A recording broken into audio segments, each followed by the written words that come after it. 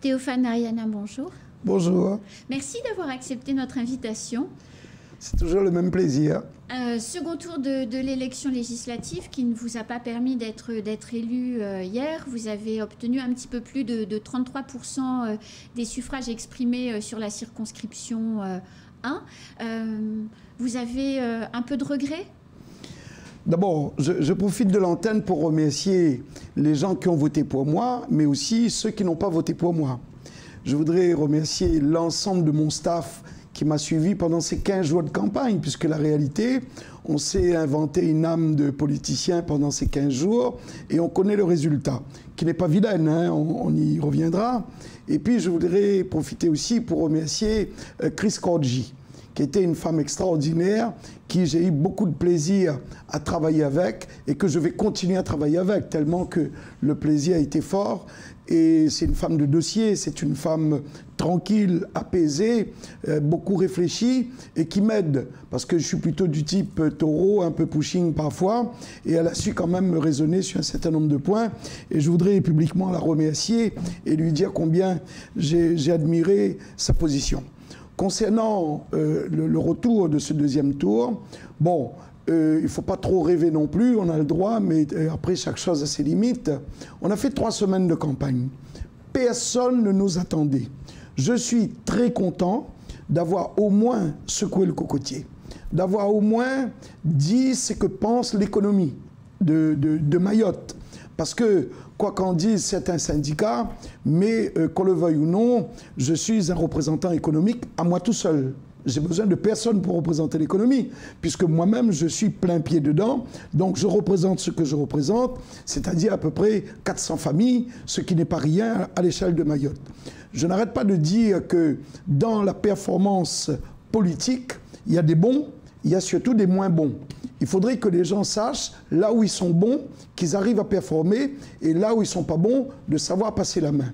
Alors, Théophane Ariana, vous le dites, une campagne de 15 jours, une première incursion dans le monde politique. C'est une première et une dernière ou c'est une première qui en appelle d'autres?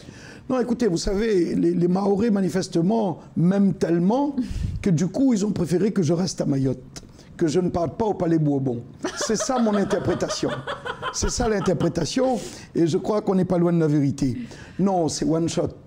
Moi, j'avais dit, hein, si je faisais un mandat de 5 ans, au pire, il me restait des choses à faire. Au pire, je serais parti pour un deuxième mandat. Mais l'idéal pour moi, c'était de faire un mandat et de rentrer à la maison. Puisque, bon, j'ai un âge. Et puis surtout, j'ai commencé quand même à l'âge de 16 ans. Mes enfants, mes petits-enfants essentiellement, j'avais envie de profiter un petit peu. J'ai dit, mon Dieu, bon, 5 ans, je peux rattraper ça. Mais après, plus, c'est plus intéressant. Je voulais surtout pas faire campagne dedans. Parce que moi, passer ma vie à tricoter les complotistes, les machins et tout, trouver des accords sur des coins de table et tout ça, c'est pas trop dans ma nature. J'ai toujours été un décideur pour moi, décideur pour l'entreprise. Et en économie, il n'y a pas de complot. C'est bon, c'est pas bon. Et la régulation se fait en fin de mois. Vous avez aimé, Théophane Ariana, faire de la politique pendant 15 jours et vous frotter hein, au côté le plus rude hein, de la politique, puisque les élections législatives, c'est violent. Vous avez aimé? Oui, alors j'ai découvert des choses que j'ignorais dans les villages, le comportement des gens, la façon de faire, la sympathie des gens, l'accueil chez les familles les plus modestes, hein, des gens qui souvent n'ont pas à manger pour eux, mais qui sont prêts à dérouler le tapis, à partager alors qu'ils n'en ont pas pour eux. Je pense que c'est des gens extraordinaires qui m'ont permis d'ouvrir les yeux encore un peu plus grands et de voir la profondeur de la souffrance de ces gens-là. Mais là où j'ai le plus souffert moi-même, c'est quand j'ai visité certains quartiers avec les immigrés, avec ces gens de l'Exode qui sont dans une souffrance inhumaine. Et quand je vois le traitement qui souvent est réservé à ces gens, vous savez, moi j'étais grand sportif et je sais que la haine appelle la haine, la méchanceté appelle la méchanceté. Je ne pense pas que extrader les gens dans les conditions qu'on est en train de faire, je le dis depuis 20 ans, pour moi ce n'est pas la solution. Il faut déjà comprendre pourquoi ils viennent ici, pourquoi ils veulent rester ici et pour déjouer le système. Mais je pense qu'on n'a pas fait cet effort-là. Il y a eu une mission parlementaire nommée par le président de la République, aller discuter avec la diplomatie comorienne. On a vu le résultat, c'est-à-dire qu'ils ne seraient pas partis, ça serait pareil. Donc, moi, ça, c'était une des missions qui m'aurait beaucoup intéressé.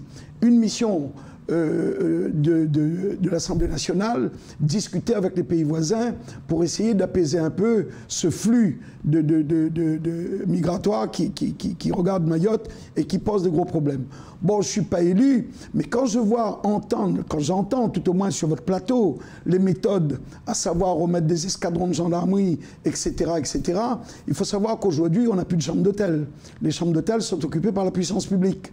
Donc nous, chefs d'entreprise, nos ingénieurs, nos experts comptables, nos commissaires aux comptes, on ne sait plus où les mettre. Les gens ont peur de Mayotte. Il faut dire la vérité. Je ne veux pas faire peur les gens, mais je veux dire, ça se dit partout.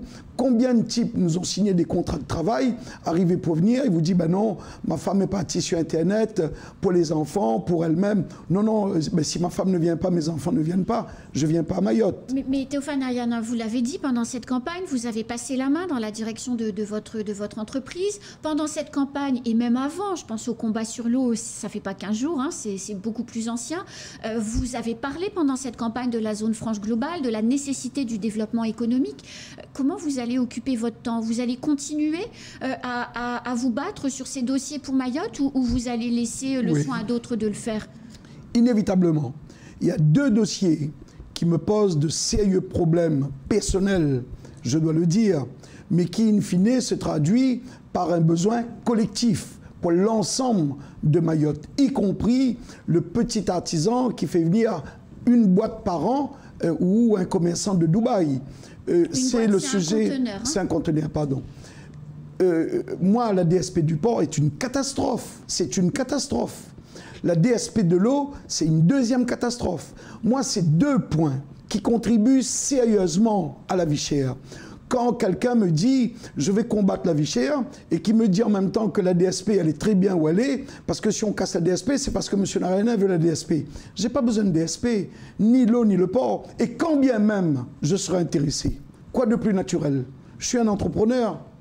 Vous savez, je m'étais mis sur les rangs à un certain moment pour Air Austral. Donc, nous, on a beaucoup d'idées. Aujourd'hui, si je devais me mettre sur une des deux DSP, pourquoi pas? Je suis un entrepreneur très engagé à Mayotte. Mais le sujet n'est pas là. Moi, j'ai dit que le port, il faut qu'il passe en grand port maritime. On aura un abattement de 45%. J'ai dit que la problématique de l'eau, c'est un vrai problème de raquette qui est organisé, orchestré par certaines personnes sous la houlette d'une multinationale. Il faut le casser. Soit les intercos récupèrent l'eau, soit on relance une DSP sur l'eau avec un cahier des charges qui est plus affûté. Ça, c'est les deux plaies qui contribuent sérieusement à la vie chère. Après, il y a la problématique de l'avion. Quand on voit le prix du fret, le prix du transport aérien, c'est scandaleux. Mais curieusement, personne n'en parle. Alors là-dessus, vous allez encore m'entendre, hein, je suis désolé. Ça pourrait perturber, ça pourrait grésiller. Mais enfin, je pense que les Mahorais n'ont pas, à la date d'aujourd'hui, les moyens de supporter toutes ces calamités et il faut les casser les unes après les autres. Donc en fait, Théophane Ariana, si je comprends bien, à partir de ce matin, vous devenez, pour Mayotte, un lanceur d'alerte.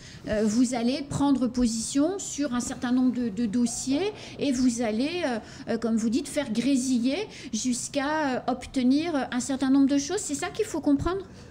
Non, non, non. Lanceur d'alerte, je suis lanceur d'alerte depuis plus de 20 ans. C'est vrai. C'est pas la première fois qu'on me reçoit. À l'époque, on avait une petite feuille de chou Kwesi. On écrivait déjà des choses et je signais mes articles. Après est venue une équipe de professionnels. J'ai continué à communiquer dans la presse de façon générale ce coup-là. Et jusqu'à maintenant, j'ai toujours été lanceur d'alerte. Mais mon souci là-dedans, pourquoi je suis venu en politique? Je pense que la première grande question, et ça même si on ne me la pose pas, je suis obligé de la répondre, c'est en dépit du travail qui n'a pas été fait. Je ne suis pas venu en politique pour me faire plaisir. J'ai coaché des politiques, j'ai aidé des politiques, je l'avoue, et c'était un plaisir de les mettre en orbite. Aujourd'hui, je vois que ça ne sert à rien, ça tourne dans le vide. J'ai dit, on n'est jamais mieux servi que par soi-même. Du coup, je suis venu en politique. Bon, ça n'a pas marché ce coup-là, ça ne marchera plus ailleurs.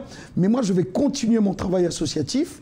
je vais continuer mon travail de lanceur d'alerte, de communication sur des sujets qui pourrissent la vie des Mahorais, y compris nous, compris nous, les entreprises. Et donc, Théophane Nariana, vous vous préparez pour la CCI, pour la prochaine élection? CCI de Mayotte? Non, pas du tout, pas du tout. Vous savez, je suis le plus vieil élu de France. J'ai 28 ans de mandat et pendant mon absence, mes collègues m'ont réélu. Mieux encore, au bureau, il y a 7 membres. Oui, vous êtes trésorier, mais c'est à la Réunion. Non, mais la CCI de Mayotte, c'est pas mon truc, c'est pas... Pourquoi? Non, non, non. Non, je pense que... la zone franche globale, pour l'obtenir, c'est nécessaire d'être à l'intérieur des institutions qui existent et qui participent au lobbying avec les autorités. Comment obtenir la zone franche globale sans être à l'intérieur des institutions? Alors justement, je les engage, eux, à réfléchir, parce que moi, je ne suis pas aux commandes. Ah ben non. J'engage le député, j'engage le conseil général, j'engage la chambre de commerce à le faire. Puisque sur ce sujet de la zone franche, tout le monde est à peu près d'accord. Oui. Donc je pense même que... le MEDEF. Voilà. Mais au moins sur ce point, j'ai mis le doigt dessus. S'ils ne continuent pas, s'il devait y avoir des mauvais là-dedans, c'est eux, c'est pas moi. Et vous continuerez régulièrement à dire et à redire, ça n'avance pas, il y a ça, il y a ça. Je ne manquerai pas de prendre des exemples en disant, si on était en zone franche globale, eh ben voilà, telle chose ne se passerait pas. Vous savez, j'ai rien inventé. Quand j'ai dit que les primo-délinquants, il ne faut plus les mettre en prison, c'est faire le jeu des gamins parce qu'ils s'amusent, ils trouvent des copains qui deviennent des grands délinquants. À la sortie, ils créent une espèce de lobby et ils vont faire des bêtises beaucoup plus importantes. Nous, dans l'entreprise, à hauteur de 5-10%, je ne veux pas prendre que des délinquants pour faire une entreprise avec, mais quand on dit délinquants, les primo-délinquants, c'est généralement des jeunes, c'est des gamins. Ils demandent quoi? Ils demandent qu'à trouver un emploi, à satisfaire leurs besoins personnels, avoir un toit, avoir une copine, pouvoir offrir des petits cadeaux. Ce sont nos enfants. Et se nourrir. Et se nourrir. Donc, à défaut de nous les donner en encadrement et de les mettre en prison, donc on va toujours agrandir les prisons. Mais si on arrête la délinquance, on n'aura pas besoin de prison. De la même manière, sur l'agroalimentaire, aujourd'hui, on donne des saloperies aux gens à manger et on se plaint que les hôpitaux sont trop petits, tout le monde est atteint de diabète, de cholestérol, des problèmes cardiaques, cardiovasculaires, etc. Mais si on changeait un peu l'alimentaire avec des produits frais, avec des fruits, avec des légumes, peut-être que dans 10 ans, on aurait trop de chambres d'hôpital puisque les gens seraient moins malades. Donc, on regarde la finalité, on règle le problème final, mais on ne règle pas le problème avant de créer le problème. Donc, Théophane Nariana, si j'ai bien compris, vous n'avez pas de regrets et vous allez revenir régulièrement sur le plateau. Mais pas du tout, pas du tout, pas du tout. Continuer à mettre en avant les sujets qui fâchent. Voilà, moi, à chaque fois que j'aurai à pousser un coup de gueule, je pense pouvoir compter sur vous. Vous avez toujours été très réceptif de mes messages et la population, a priori, aime bien m'entendre parler et ils s'en lassent pas trop. Bon, là, ils m'ont pas suivi parce qu'on a mené une campagne sur la base de l'insulte, de la délation, du raciste. Et que c'est une histoire de réunionnais mahorais qui n'a pas de sens. Vous savez, quand vous faites de la compétition du haut niveau, moi j'étais à Paris, à Coubertin, j'ai tiré avec des Antillais, des métropolitains, des gens de l'Est, etc. Et c'est ça qui m'a fait monter en niveau, comme dans tous les sports. Mais si on reste dans son village et a fait le kéké, ben on sera très fort dans le village, mais dès qu'on sort, on arrive en ville, on se prend une rouste. Donc, moi je pense qu'aujourd'hui, la démonstration a été faite, que les Mahorais n'ont pas souhaité que c'est un non-Mahorais, on va dire ça comme ça, qui soit député. Je respecte. D'ailleurs, la sentence a été sanglante.